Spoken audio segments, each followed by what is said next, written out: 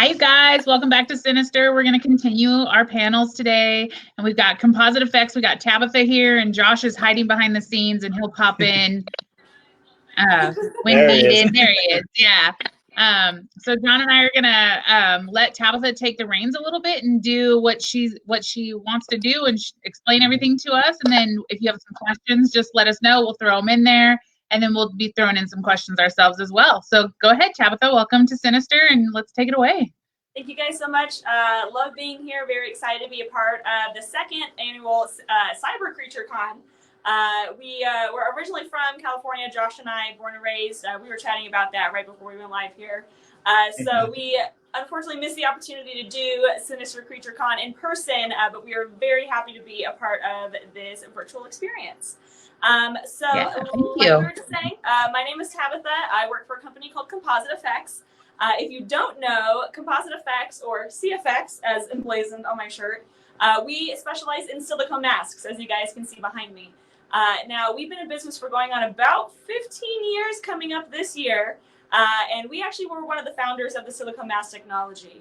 We started making silicone masks for the haunted house industry. There's a haunt out here in Baton Rouge that the owner of the company, it was kind of out of necessity. They needed to make a mask. Somebody couldn't sit in a makeup chair for hours on end, something easy on, easy off, and the silicone mask was born in a nutshell. We've been making masks for, like I said, going on 15 years. We also make gloves and other silicone body parts. But the haunted house industry has been really good to us. We go to a big trade show every year in March called Transworld, where everybody who owns a haunted house, a haunted farm, escape rooms, even if they do home haunts, they come to the show. They come see us. They come try masks on. And they realize they can't go home without a mask. And then we send them on their way, and they send us all the pictures of people wearing masks. So I think we're up to about 150, 160 characters, aside from all the licensed stuff that you do see behind me. Yes, that is Frankenstein that you do see behind me.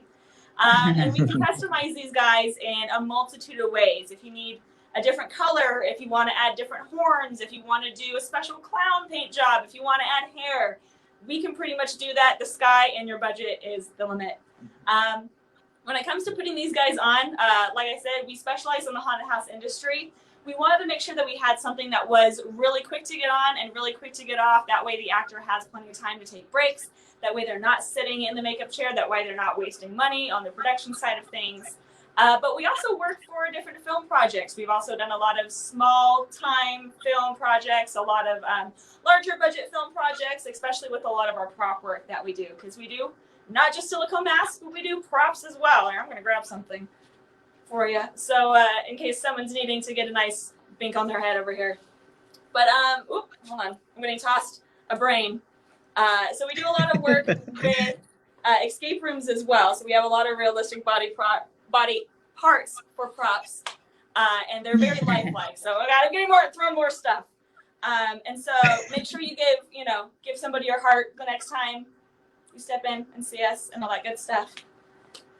But yeah, so long story short, Composite Effects, we do silicone masks, we do silicone guts, we do props, we do a lot of different stuff, and we specialize in the haunted house industry. I'm going to pull Josh on screen here real quick to kind of show you a demo. I'm making him come on screen. Okay, I didn't know what I had to do. So. On how to put one of these masks on and off. Now, this is a version of our imp character, who is our icon character, just a really weird clown paint job. So I'm going to step over this way. Okay, so if you've never done a silicone mask before, what you want to do is you want to roll the bib down. You want to put your hands inside the mask like you're diving in. Stretch that mask out. One of the things about our mask is you'll see how far they stretch. There's no slits in the back, so it's going to be form-fitting. And just like that. Amazing. Then when you're ready to take it off, awesome. Pop it right off. Pop it right off. And now, like Josh was saying, our masks are made out of silicone, which is unlike latex. The best thing about silicone is not only is its ability to stretch, but also there's no allergies. As far as we know, there's no allergies to silicone. So there's a lot of people out there who work haunts or do different events that are allergic to latex. And obviously they can't go with a latex appliance. They can't go with a latex mask. So silicone is a wonderful option for that. And one more thing I wanted to share with you guys before we jump into any Q&As is a lot of people do ask us how far do our masks stretch. They're like, oh, How durable are they? I'm gonna stretch it. I'm gonna rip it. How durable is it? We have a display for that. It's gonna be a little hard to see. There we go. So it's like a carnival game. But how big's your head? I think we can accommodate it. And we can keep going. We've blown this guy up to about 4 feet before. But yeah, so you can see it'll definitely fit. Now we're going to just kind of let the air out of it. It'll sink back down onto that head form. That's a specially modified one, so we can just kind of do this demo. This is the best carnival game ever. No. All right, guys, now that I've onslaughted you with some information, feel free to ask me some questions. What you got going on? What you like? What you want to see? Do you want to see any of these guys a little bit closer? We are more than welcome to. We would be more than happy to bring them to you. We did have a question from Jay who wants to know, what is the pink one with the large white eyeball? That's one of our newer masks. This is Igor. That's cool. This is what we call it is vaporwave paint scheme.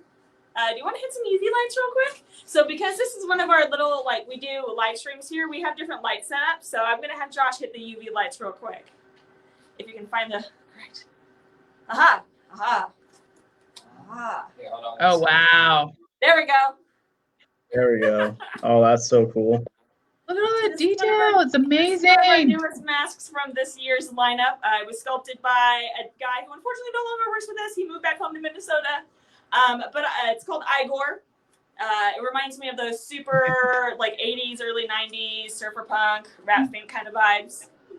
Woo. Yeah, Yes. for sure. Just his life a little bit. But yeah, so we have a bloody version of him down here in the corner. So this guy right here, same mask, just different paint scheme. Josh is gonna see. This is why you need a second pair of hands. This is the way it works. It's the same mask. Nice. Just two different designs. The UV light's still hitting this guy, so you can still see some of the accents. You can see how this one doesn't have a UV paint job and how it doesn't react. And a testament to my paint team that we have here. All of these little veins you can see, those are all hand piped by hand. All individually piped Oh, wow. by hand. Dang. So That's awesome. That's crazy. we have a small but mighty team here. I think we only got about 26 employees. Right now, 26 Right now, employees, I got 5 people in our paint department who were just kicking butt with all these orders that we have coming up, that we have coming out. It's been very busy with Halloween. Halloween orders well, shop very busy right now. We're on our final push to get everything out for Halloween time. But Yeah, and then we're excited to take a few days off and then get right back into it, and all that good stuff. So actually, speaking of that, with you guys being busy during COVID, with the whole movie haunt and effects industry basically taking a hit, did you guys have to shut down or kind of change things up and think outside the box to keep going? All of the above. So we were literally like 5 days away. Okay, I guess it was more or less than that. We were the weekend leading into Transworld. We obviously got the news that Transworld was canceled, which is our big industry trade show. I'm sure you guys have been. Yeah, so it was Friday before we leave for Transworld on a Monday. That Friday when they it was a Friday beforehand, and that way we're there to set up on Tuesday and have everything ready, on Wednesday and everything. But yes, it was literally that weekend that we found out, and that canceled, and then it was just kind of a cascade of every trade show after that kind of getting canceled. So Transworld got canceled. What can we do? And so what we did for that entire week is we did a virtual trade show the entire week. We called it Fans World at the shop. And we put a little bit bigger than what you see behind me up. And we did the exact same thing. We had all the masks that we had available that we were going to take to Transworld up on the shelves. We were basically like selling them kind of live, like people could see them. People would ask us to try them on. We were doing live try-ons of like every mask on the shelf. Everything. My hair was like all over the place because I was just on and off, on and off. But it was actually really good because it seemed like people really enjoyed it. Yeah. And it gave them something to do despite all the COVID stuff. Absolutely. Now, in terms of the shop being shut down, that following week. So literally we did that entire Fans World live stream. And then that Friday, we got word that, hey, come Monday, we're going to be in a mandatory shutdown for at least 2 or 3 weeks. And so thankfully, we were able to get through Fans World. And then, yes, the entire shop was shut down. for the better part of a week and a half. And then myself, Josh, and a few other core employees and the office personnel, we came in to be able to start, responding to emails and letting people know that the production side of things had been put on hold because at that point we couldn't bring the production staff in. But thankfully, within a few weeks after that, we do a lot of stuff that's not just really cool Halloween-related stuff. We have a couple of side projects that were considered essential business. And so we were able to kind of come back and get started to get on work. So thankfully, we were able to come into the shop. We were only shut down for maybe a month overall. But since then, we've been pretty much in full-blown production since the very beginning of May, all the way through till now. So thankfully, we haven't really seen a slowdown on orders. In fact, this is probably one of our busiest Octobers that we've had in quite some time. That's awesome, guys. So yeah, we're very thankful for that, and we're very thankful for everybody who continued to place orders even through this pandemic. We know that it was a questionable time of year. We had a lot of discounts, a lot of different promotions that we had going on to, in recognition of that, but, to kind of make it a little bit easier on people's wallets for if there was a mask that they've been really wanting and they had the ability to get it this year, even if they might not have been able to use it. We wanted to give them a little bit of discount because we know what it feels like. We're going through the same thing. So. Yeah, absolutely. So for you guys getting to make masks and props for a living, it definitely sounds like a childhood dream that some would have. Was this always your goal in life, or did you guys have another path that you were going on and just kind of fell into it? What got all of this started for you? So I'm going to kind of let Josh take the lead on this one because it's funny you asked that. So I started doing haunted houses when I was a kid, maybe 14, 15 years old at my house. My mom was very encouraging and let me take over the garage and just keep growing it. And then for all the California people there, I went to work for Not Scary Farm. And I was just too out of control for Not Scary Farm. I wear stilts and all this stuff. And they wouldn't let me do any of the stuff that I wanted to do. So I left them and I went to work for another, it was in Glendora. It was called the Haunted Hotel Glendora. And it was put on by iWorks Entertainment, which is a Universal Studios subsidiary. And I got connected to all these people with Universal Studios there. And then I worked City Walk from there. So long story short, I've always wanted to do haunted houses and I've been connected to the industry since I was a teenager. I was very fortunate enough to run the haunted houses down in San Diego for the Haunted Hotel for about 18 years before we broke away to open up my own up in the Bay Area. So that's kind of where we first started seeing the Silicone Masks. Is he went to Transworld one year with the Haunted Hotel, a company we used to work for, and saw this brand new product, and literally he would not leave the booth. Fell in love. He came home and told me, he was like, Tabitha, you have no idea what I just found. And it's kind of become a running joke because that's eventually how we got to know Ken, the owner of CFX, is it kind of got to the point where Josh wouldn't leave the booth. If you know me, sometimes I'm forceful on things. And I made Kenny be my friend because I love the mask. And I couldn't afford one. So I figured the next best thing was, I'll just get to know the guy that makes them. And, he's never given me a discount. I'll tell you that right now. That point never worked. I've never gotten a damn discount on a mask. But we established a good friendship, on top of the professional relationship that we had when we were buying the masks for the haunt. And so when we broke away to do our own events up in Northern California, where you are, which I definitely want to touch base on in a little bit here, we definitely, we went to Ken, we went to CFX, and we're like, hey, we're opening our new haunt. He goes, oh, finally, you're going to buy some masks for me. And so basically we picked up, I think, about 12 masks that first year. 12 masks the first year with a couple of sets of gloves. Absolutely. And the main reason why is because I didn't have any makeup artists. We were brand new to the Bay Area. I didn't know anybody. It was just kind of one of those hey, I'm not going to take any chances. I want to look good, even if I can't find makeup artists. Now, for my makeup artists that I did find, you guys were all amazing. And ended up, you guys ended up doing a great job. That was the thing. Back in March, before I was open, I was like, man, who am I going to be able to get? Will I get talent? So I invested in the masks. And then the very next year, we bought 10 more masks from it. And it became a standard rotation. If you went to one of our haunted houses, you would run into at least 10 to 12 masks per night in there. And so at that point, awesome. Being that Josh and I are both from Southern California, CFX got a deal with HBO for the Game of Thrones lights that we have. And so they were grandfathered a spot on the show floor at San Diego Comic-Con, which very rarely ever happens. And so Ken reached out to us. They're like, hey, we know you're from Southern California. We know you know Comic-Con. You guys know our product. Would you come out and kind of help work the booth with us? And we said yes. And so Oh yeah. PR Free reps, admission to Comic-Con. right? Can't complain. I get to sling the silicone in my favorite convention within my favorite city. Absolutely. And so it kind of became a staple for us. We were PR reps, unofficial PR reps for the company, doing it kind of on our own.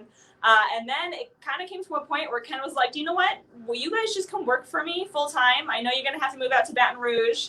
And, you know, at that point, we weren't really complaining because we'd done the haunt up in the Bay Area for 3 years. Our 4th year, we were having issue after issue with the city. And so we were kind of at a weird transitional point, and he, you know, broached that subject, and we were like, well, let's crunch some numbers. And we couldn't, you know, at the time, and still now, we couldn't say no. And for as far as I feel, it's been a really fantastic opportunity for us. And we are moving Nice. the haunt out here to Baton Rouge, where it's much more welcoming for the haunt community out here. Not as strict. Way cheaper. My wallet is quite a bit fatter since moving out here, and I don't make a lot of money. I'm not trying to brag about that. It's just everything is so much cheaper out here that I'm excited to get a haunt open out here. It won't be a CFX related haunt, although CFX will be providing all of the props and it's because we have most of it already. Yeah. But so in a nutshell, long story short, it's pretty much a dream come true. I mean, being able to work on masks and do scary stuff, in addition to the fact that we do our own haunted houses. I couldn't have asked for a better day job, and to be able to say we do this 365 days a year, it's quite freaking awesome. Yeah. Well, I don't think a lot of people really fully understand the difference between latex and silicone and the process between the two. Could you guys just do a quick breakdown on like what it takes to do one of your creations? Sure. You want to start? Well, I mean, you could. All right, I'll start it out. So similar to latex masks, it starts in the sculpting room. We start with the sculpt. We have a proprietary core or armature that we sculpt on, and that's how we get the fit of the mask that you have. If you've ever worn a CFX mask versus any other mask out there, you'll know that we have a very good fit on our masks. The finish on the mask is also, kind of complete from, the outside all the way to the inside. We try to design our masks with the haunted house industry in mind. So we want you to have access to all of your senses, or as many of your senses as possible. So we want you to be able to breathe, of course. We need you to be able to see and to be able to hear, because it's about safety, ultimately. So that core has all the proper dimensions built into it already. So when we sculpt on top of it, the eye holes are going to be lined up, the ear holes are going to be there, the mouth with the lip cupping is going to be there. So we start with the sculpt. In fact, I have a sculptor in-house. He's downstairs right now as we're doing this, getting a couple extra hours in, knocking out some sculpts. But so we'll start with the sculpt. Once we have a good sculpt that we like and it fits all our criteria, it goes to the mold room. And we do all our molds in-house here. So we have a separate mold room. We have a couple of mold makers that do everything. Some of the stuff we do is a little bit proprietary, but it's basically a fiberglass shelled mold, two-part mold. We put the core inside of it, and then there's some secret stuff that happens from there. It gets filled with silicone. Silicone in the mold. And then it gets demolded. After that, it goes to patching and seaming, where they take off all the little imperfections and errors. They check to see if there's any air bubbles or holes in the mask, and they'll patch those up. If the mask doesn't pass a certain criteria, it goes into the trash pile and gets shredded up. Then we turn it into guts. Yeah, then it gets turned into guts. All the little shreddings. There you go. Yep, Recycled right there. So then after patching and seaming, it goes to painting. It spends quite some time in the paint room. Then if there's any modifications or hair additions or any kind of thing like that, it has to go to those departments. So we have a separate hair room. Modifications usually happen near the paint room with one of the artists there, depending on what modification it is. And then after all that, then it goes to our inspection station at shipping and receiving, and then it'll go out to its new home.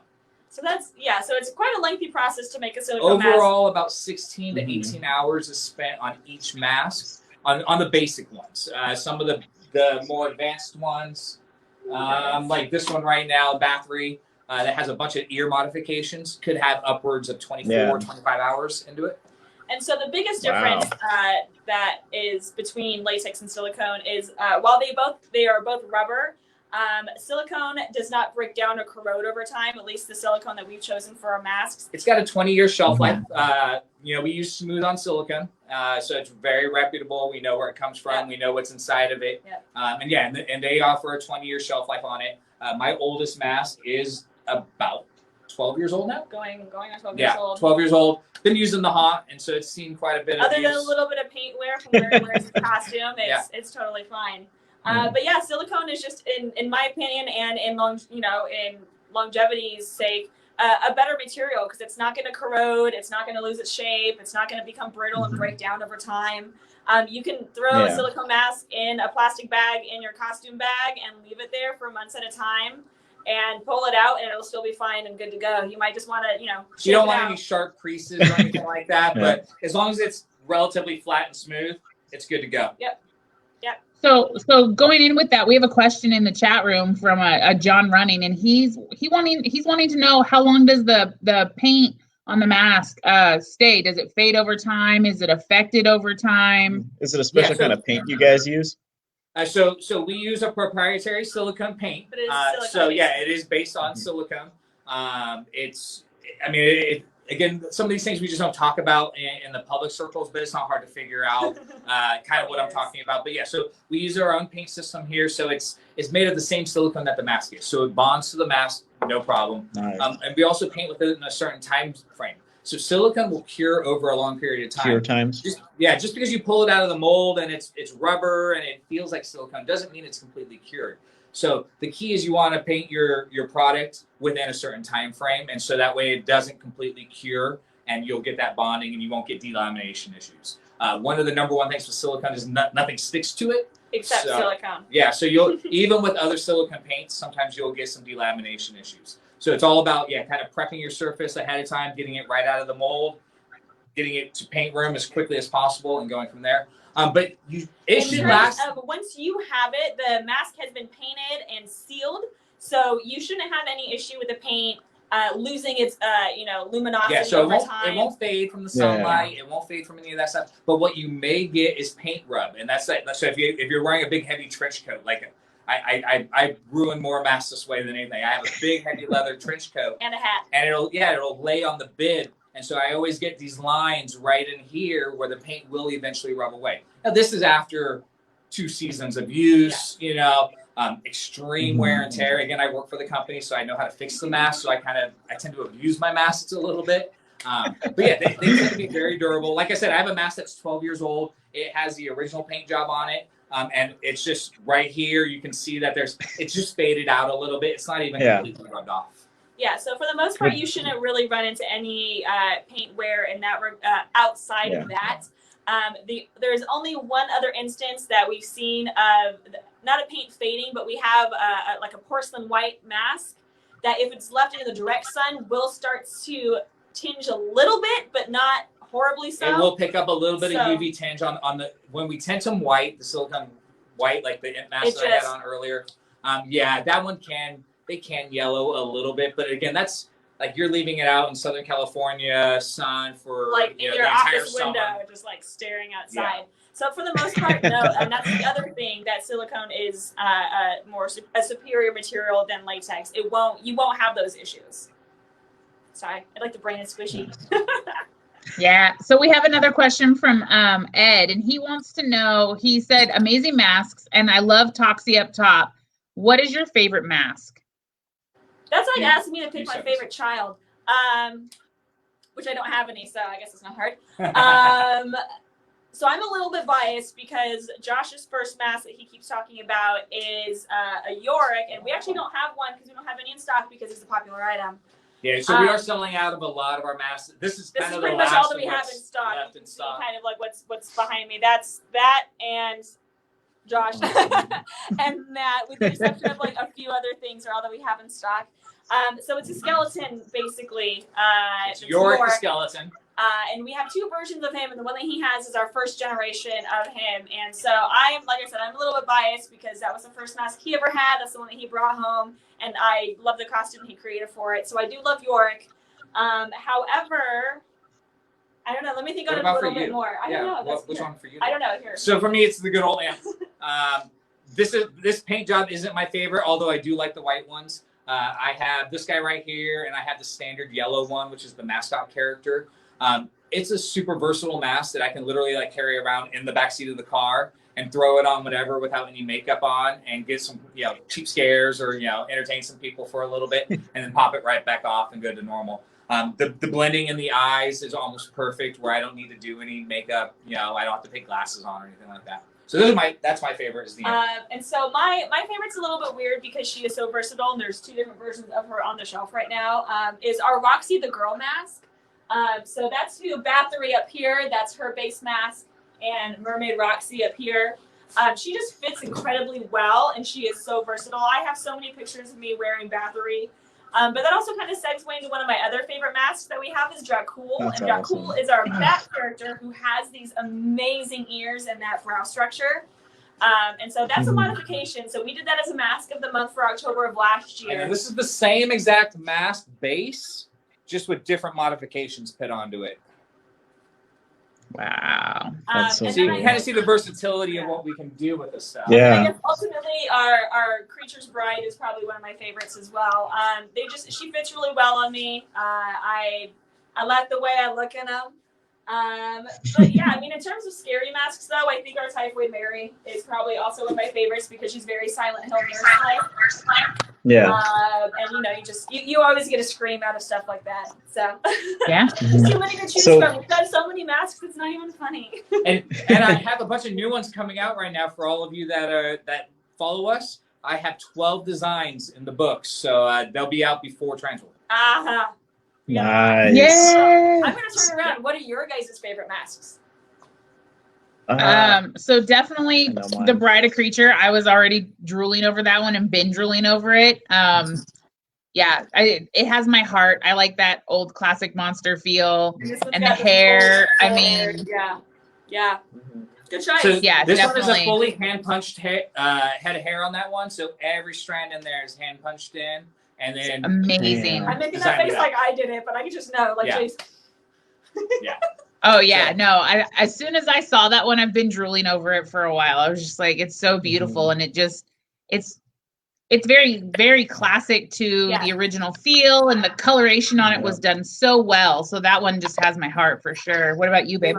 Mine's easily Creature from the Black Lagoon Silver Screen Edition right there. Right? I mean, that is Yeah. just so cool.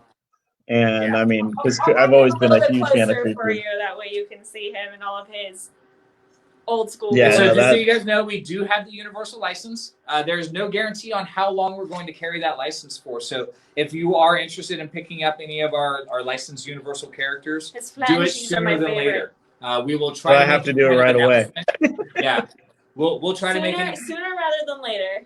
Yeah, we'll try to make an announcement if the license is going to go away. But just when we had the Marvel license for a period of time, and sorry, I'm trying to be on camera there. I keep walking off. We had the Marvel license, and no one bought the mask right when we had it, and now everyone wants these Marvel masks, and we don't carry the license anymore. So we actually don't even have the molds for them anymore, so we couldn't make them if we wanted to. Yeah. So basically, Wow. anything that's licensed, we always like to say that it's a limited license because it is. There's no set end date. However, it could end at any time. So we try to encourage, even with our Game of Thrones stuff and now with our Universal Monsters, if it's something that your heart has been desiring, we can do 50-50 payment plans. So I definitely recommend trying to grab it while you can because it may not be here forever. And like I said, we try. We have a comment asking. asking. Sorry, we have a comment asking if there's a Dracula. No. So this is where we get into the subject of silicone masks and realistic faces. We get so many questions all the time. Hey, can you make a mask that looks like this person? Can you make a mask that looks like that person? Well, yeah, we can. But then depending on who puts that mask on, it's going to distort to whatever the face is underneath it. And so it may not look like that person anymore. So we try to kind of be like, we don't really do that kind of realistic style look. Yeah. Bela Lugosi has such a That's such an very iconic recognizable look. and unique face. I mean, it was hard enough to do Frankenstein over here with Boris. We've taken quite a bit of critique even on him, even though that is the universal design that they approved. But yeah, so we try to shy away from things like that. We Now we have have talked about. Yeah, Go I would ahead. say we have talked about doing Lon Chaney's Phantom of the Opera as well as Wolfman. But we're in talks with Universal with that as well as the family because again, licensing and making sure likeness is okay with the family. So that's just Yeah, with another the Cheney conversation. estate, it gets complicated. It's not just Universal; you're dealing with multiple entities. Yeah, especially because it is their Yeah, likeness. They actually did create the character. This is when these actors created the characters themselves. So obviously we always want to do everything up and up on the positive side of things. That's how we got our relationship with Marvel. We did a mask, and we're like, oh, it's the it's the thing, and they're like, hey, you can't do this, and we're like, well, what if we did it for you? And they're like, okay, let's talk. So the catalog for Universal's characters is open to us. So we are also looking at their other characters besides just the classic monsters, which is where They Live came from. That's how we love They Live. We know he's a cult classic. We have him in the sunglasses grayscale look too. So we're definitely looking at other Universal creatures and characters they have in their catalog to see what else we can do. All of the Universal stuff we're trying to do, we'll do the full color version as well as the black and white version of it. Nice. I think I like the silver screen version a lot better. Oh yeah. Anyways, creature. It's so iconic in that way. And for me, when I take one of the Frankensteins home, it'll be the black and white one. Yeah. We only made initially one black and white one, and then 3 or 4 of the green color versions. And that black and white one sold almost instantaneously. Yeah, we had gloves for them and everything. Yep, and we can do gloves. We can do gloves for Frankenstein. We do gloves for They Live. We don't have gloves for Creature just yet because they are so unique. That'll have to be a custom sculpt. And again, we're trying to pump out all these masks right now. So we'll get to that. Right. We're trying to take care of us first. Yeah. So when developing creatures, is there criteria that you like to follow, or do you just let imagination kind of take over?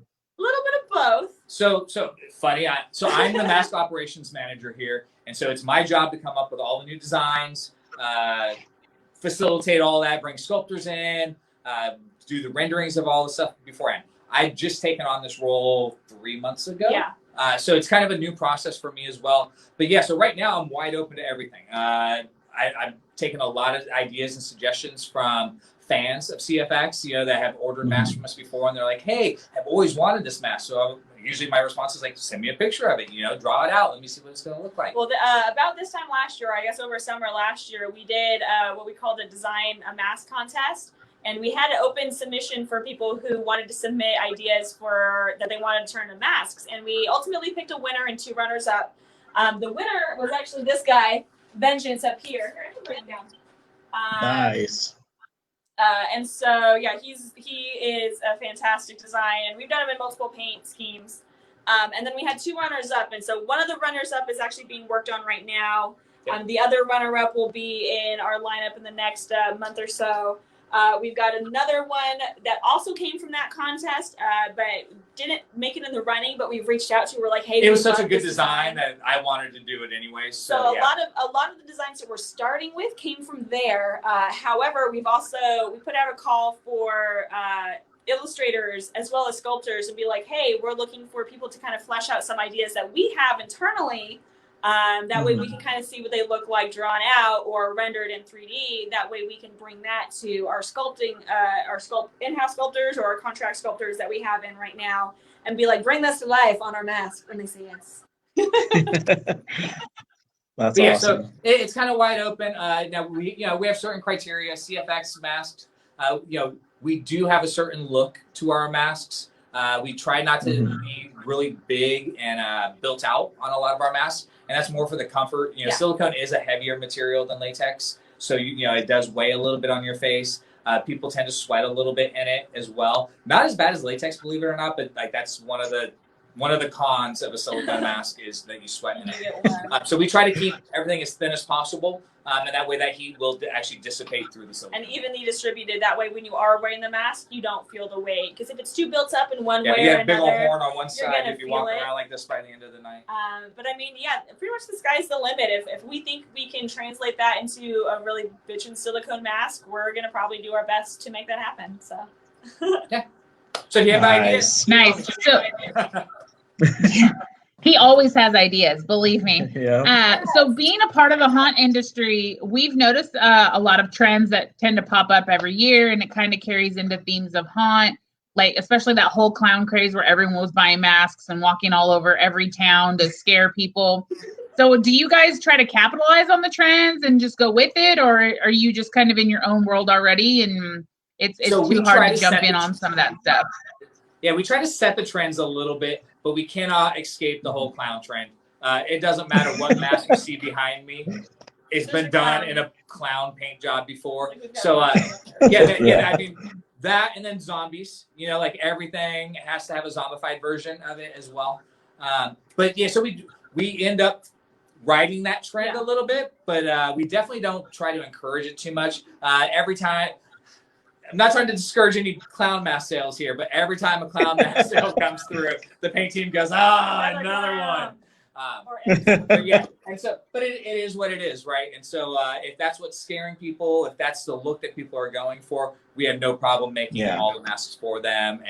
And so one of the things that we really pride ourselves in is we take a lot of custom orders. When you call, Tabitha's going to answer the phone. It's either going to be Tabby or Jonathan. And they're going to walk you through the entire ordering process. You can be like, hey, can I get this guy, but I want him cast in a red silicone, and I want black accents on him with gold horns. You know, it's like, yeah, okay, we can do that.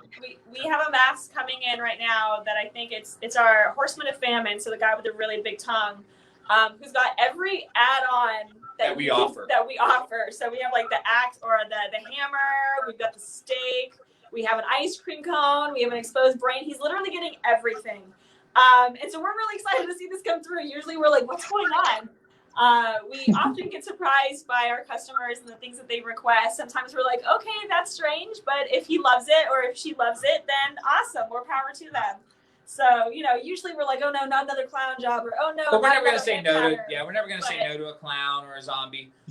But in terms of doing our new designs, I will be honest and say that I am shifting in different directions. Although I will always include a new, if I'm releasing 12 masks, one of them's going to be some kind of clown variant right there.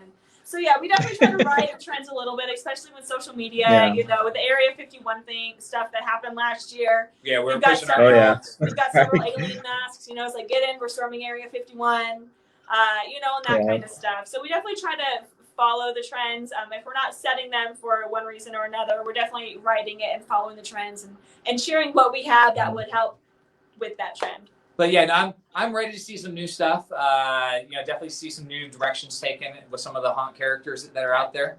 And yeah, hopefully we can help with that. Awesome. So moving forward, do you guys have any plans for the future or even projects that you're really, really excited about that, you know, you could tell everybody while we get ready to close some of this out? Well, right now, like Josh was saying, we have some contract sculptors coming down. We have Roy Woolley in shop right now. He's the one who's here downstairs sculpting. If you're not familiar with Roy, he was on 2 seasons of Face Off. He was on season 3 and season 5. He was the runner-up on season 5. And he's been the lead makeup artist over at Netherworld Haunted Attraction for many years, aside from doing his own creature effect shops and workshops and stuff like that. So we're really excited to have Roy in the shop.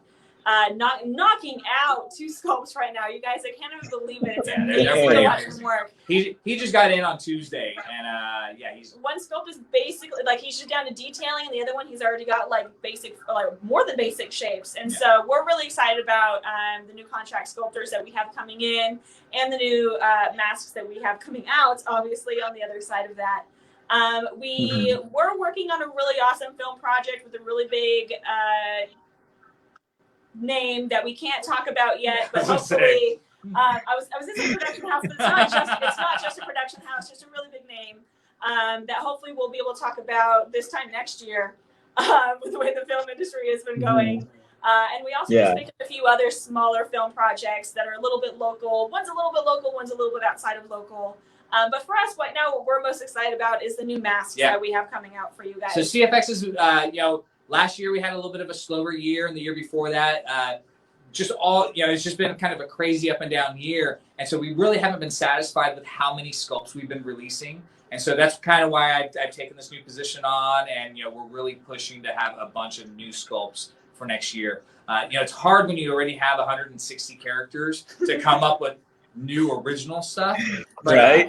I think we did it on this round right now. So yeah, so I'm really happy that I have 12 new designs coming from you. I have 4 artists that are in series kind of coming into the shop up until 2021, the beginning of 2021, to get these things sculpted out. So we have some pretty good names and some really good talent coming in to get them done for us. So I expect really good things. That's really what I'm most excited about. Exactly. We did just we wrapped a couple of film projects just recently that I can't wait to see them on the screen. Yeah. But yeah, so other than that, yeah, for right now, it's really just the masks, getting the new masks out. Absolutely. Absolutely. That's awesome, you guys. Well, hey, thank you very much. Is there anywhere everyone should go look to follow you or to purchase your masks and stuff like that at? Absolutely. The best place to go is cfxmasks.com. You can see pretty much our entire collection there online. You can also see what we have in stock. If you don't see what you want on there, shoot us an email. There's a very good chance that we have already done it or we absolutely can do it. It's just not something that we do regularly, so it may not be on the website. But we have got so many pictures of things that we've done before. So if you want something made, you don't quite see what you're looking for on the website, shoot us an email. Our email address is info@compositeeffects.com. That's COMPOSITEEFFECTS, not the FX. But CFXmasks.com. You can find us on Facebook, Composite Effects. You can find us on Instagram. We're CFX Masks. We are also CFX Masks on YouTube. And for some reason, CFX Unmasked on Twitter. We're working on that one. That was before me. But, pretty much if you search CFX Masks, you will find us. And we are hopefully very much looking forward to convention circuit next year, given everything is, in a much more manageable state. And speaking of, hopefully we'll see you guys at Transworld next year. And it'll be a good time when we'll be back to selling masks and scaring people. Awesome. Perfect. Guys. Well, thanks, Tabitha and Josh. This was great. You. Thanks for all the information, and thanks for taking the time out to join us for Sinister Cyber Con. Everyone, please go check out their stuff. They have amazing work. Obviously, they're super awesome to talk to. So don't feel like you can't reach out to them because this was amazing to do. They're very, talkable, relatable. And they have all your answers for the most part. So I would say we've been there, done that. Let us know. We'll walk you through it. As hunters, we know what usually we know what you're looking for, and we can guide you in the right direction. So aside from working for an amazing company, we also do hunts and events in that regard. So we can usually figure out what you need and get you what you need. Yeah. All right, you guys. Well, thank you again so much. And stay tuned for Sinister Cyber Con with some more panels coming on later today. Thanks for having us. Bye. Thank you. Yeah, bye.